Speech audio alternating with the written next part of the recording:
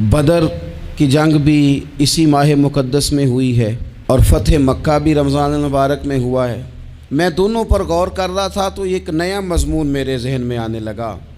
बदर की जो जंग है उसमें भी एक अजीब इनकलाब आया है कि 313 ने 1000 से मुकाबला किया, और जिन 1000 से मुकाबला किया वो असलहे से लैस थे, और ये जो 313 हैं इनके पास 6 ज़िरहें, 8 तलवारें, चंद घोड़े।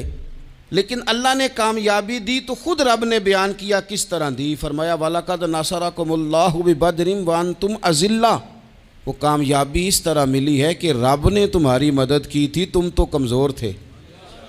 अल्लाह ने बदर में तुम्हारी मदद की, तुम जीत गए। वलक़द नसरकुमुल्लाहु बिबदरिन व अंतुम अज़िल्ला। अल्लाह ने बदर में तुम्हारी मदद की, तुम तो कमज़ोर थे। फिर फ़तह मक्का नसीब हुई तो उसमें भी बेहतरीन मनसूबाबंदी नबी पाक अलैहिस्सलाम ने फरमाई, बेहतरीन हिकमत अमली हुजूर ने अपनाई। लेकिन हमें जो अल्लाह रसूल ने बात समझाई वो क्या है? इज़ा जा नस्रुल्लाह वल फतह। फरमाया जब अल्लाह की मदद आई और फतह नसीब हो गई। ये अल्लाह ने मदद फरमाई तुम्हारी, यहाँ भी फ़तह मक्का भी अल्लाह की मदद से, जंगे बदर भी अल्लाह की मदद से। वो जो मदद है अल्लाह ताला की, जब वो हम ये करते हैं कि हम अपनी सारी ज़िंदगी सियासत की नज़र कर दें। हमारी सियासत सिर्फ़ मुल्क में नहीं होती, हमारी सियासत ख़ानदान में भी होती है। हम घर के अंदर भी सियासत करते हैं। हम किसी ख़ास तरीके से लोगों को अपने पीछे चलाना चाहते हैं।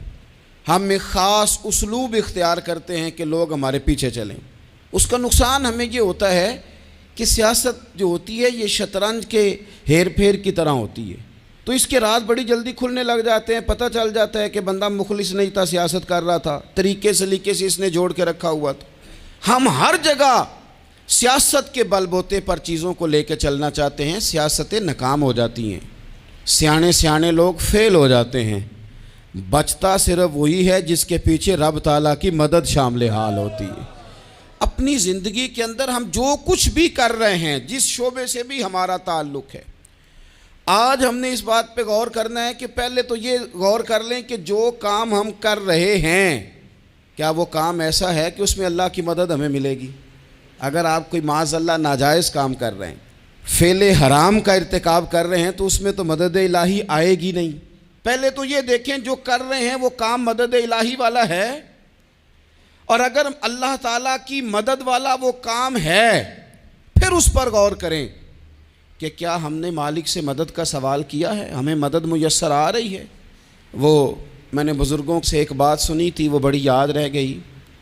वो फरमाया करते थे काबिलियत भी बड़ी चीज़ है लेकिन कबूलियत सबसे बड़ी चीज़ है।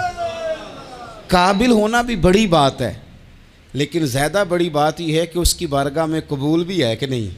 अपनी ज़िंदगी में अल्लाह की मदद की तरफ बढ़ें, मालिक की मदद का हुसूल इख्तियार करने की कोशिश करें।